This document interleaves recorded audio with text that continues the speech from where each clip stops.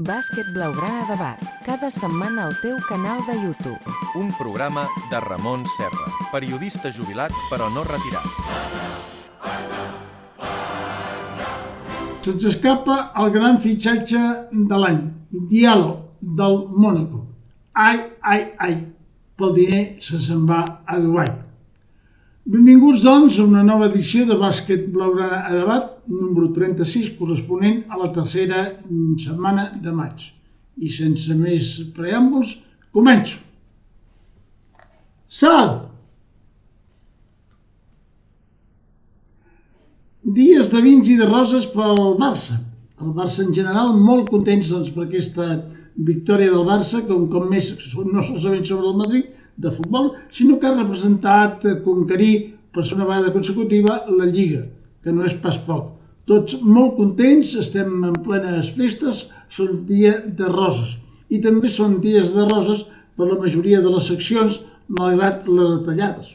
Pel bàsquet femení, campió de tot Espanya i ara jugarà una altra vegada la final europea. Per l'handbol del Barça, també campió de tot Espanya i ara jugarà la fase final d'Europa.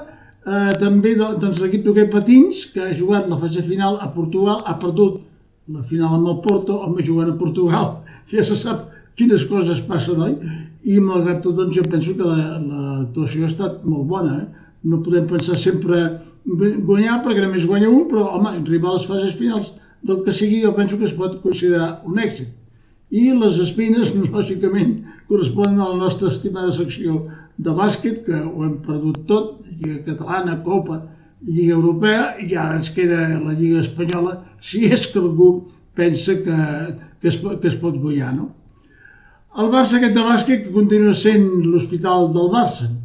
Sí, bé, no he dit l'hospital de Barcelona, que no cal confondre l'edifici amb l'hospital, les lesions que té aquest Barça, però vaja, tot va junt perquè tots pertanyen a assistència sanitària, oi?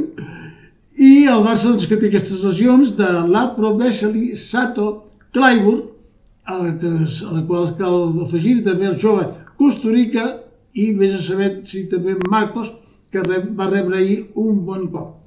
Malgrat tantes lesions com és d'esperar amb aquest equip de parells jubilats, el Barça continua fent bones actuacions en aquestes últimes setmanes. Ho va fer contra el Bilbao, el Gran Canària i ahir a casa contra el Burgos. És cert que el Burgos va venir amb algunes baixes, però el Barça va jugar francament bé i no van ser necessaris la bona actuació de Panther, que va començar molt bé, però després ja se li va donar descans, i el Barça va tenir bones actuacions amb jugadors com Fall. Per exemple, Fall, tots sabem que era un jugador que fins ara no comptava molt, però veiem que és molt important per Xavi Pasqual en alguns partits, sobretot quan l'equip contrari no té pivots alts o amb molta fortalesa. També he de destacar la bona actuació de Núñez, que sembla que va agafant confiança, i fins i tot Billy va fer alguns minuts bé amb atac, tot i que Billy continua com Núñez sent aquests jugadors que en el tir lliure no és pas precisament la seva especialitat, però bé, no es pot tenir tot.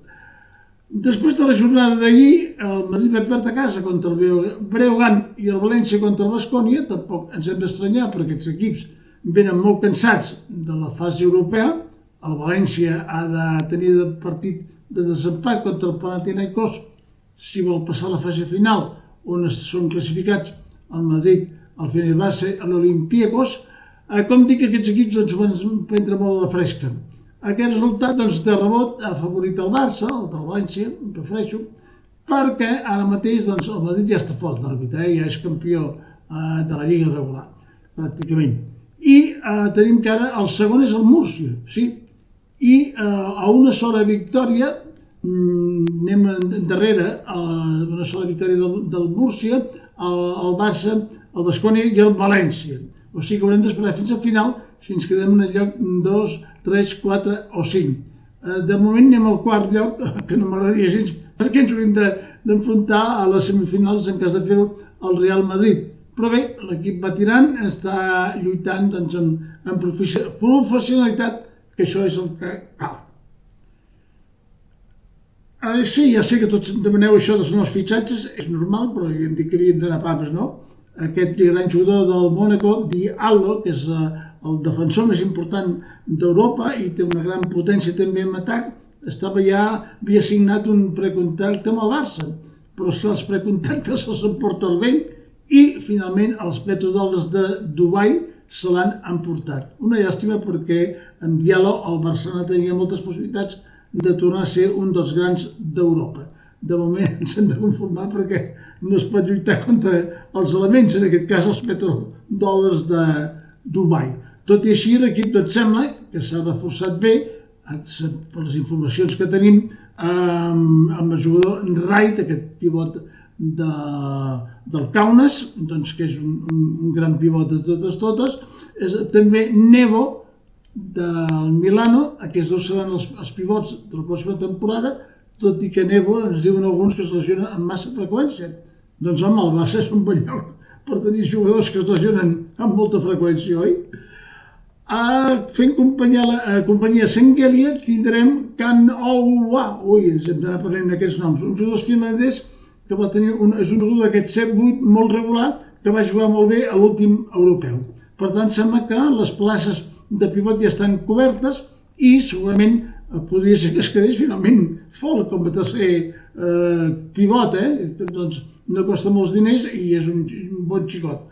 Aleshores, per alguns partits hem dit que pot ser necessari. No és l'anti-Tavares, però vaja, se li pot treure més suc, com ha demostrat molt bé Pasqual. Pel que fa als bases, doncs hi ha un acord amb Mark James, com ja hem dit, sempre és oral, doncs això tot es pot trencar, sempre que continuï Pasqual. Aquí ja parlem què és el que passarà, perquè Pasqual també ha tingut una bona oferta de Dubai i no sabem si està content o no i què és el que pugui fer. Ja sabem que Mark James és un jugador, diguem-ho, torcollons, per dir-ho amb Pere Polletes, però home, té una gran potència de tir, defensiu, és tota una joia, malgrat que encara tingui 36 anys, no? Signaria per un any i jo penso que està bé.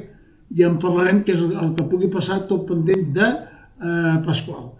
No hem fitxat cap alè, perquè ja dic que el Diallo és la gran peça, i això doncs pot condicionar que Kluivert pugui continuar o no. De moment, doncs, el Barça ja dic que vol tenir un gran base, el pot tenir, un gran pivot el pot tenir, que ja el té, vaja, si això tira endavant, i veurem què és el que pugui passar a les ales.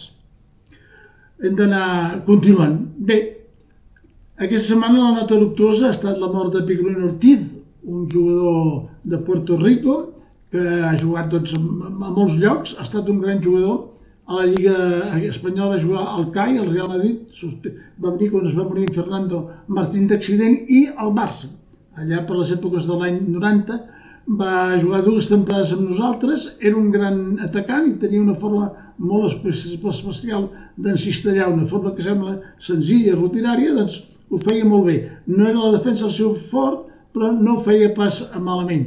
Va guanyar una Copa del Rei contra els Estudiantes, però van perdre aquelles finals europees contra la jugoplàstica de Cucó. Aquest senyor, el Picolín Ortiz, s'ha mort als 62 anys. Una autèntica llàstima. Jo penso que si hagués pogut venir aquí a Barcelona, doncs com altres jugadors de Thomas, Almeida, Sevilla, doncs no sé si s'hauria pogut fer alguna cosa més. En qualsevol cas, moltes gràcies Picolín Ortiz per tot el que ens has donat. Em sap molt greu la teva mort, però pensa que no t'oblidarem. La vida continua i aquesta setmana tenim doble jornada de Lliga Espanyola. Sí, també la Lliga Espanyola s'uneix a l'Europea. Tenim contra el Granada aquest dimecres a fora, a 7:15. El Granada és el cuer, tot i que últimament sembla que està aixecant el cap. I el diumenge tenim a Tenerife a les 8, davant del Tenerife, lògicament, a les 8 de vespre. El Tenerife ha baixat molt aquesta temporada. En teoria, doncs, la Barcelona podria guanyar i, repeteixo, pendents d'aquests abaralls que hi haurà entre el Múrcia, el Baskonia, el Barça, perquè també entre altres encara es queda un partit contra el València. I, en fi, doncs, esperar què és el que pugui passar en aquesta nova etapa del Barça.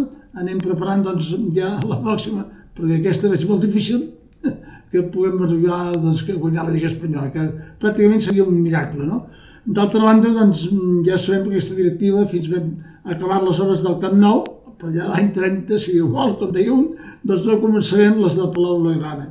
És una llàstima perquè tots ja es va demostrar i que hi ha inversors americans que volen invertir ara en el Palau Blaugrana, haurien de guanyar aquest temps tan preciós, però ja sabem què és el que hi ha i no es farà res fins ben acabat, doncs, com dic, l'estadi. És una autèntica llàstima perquè estem perdent aquest temps i davant dels petrodòlars cada dia anem més lluny.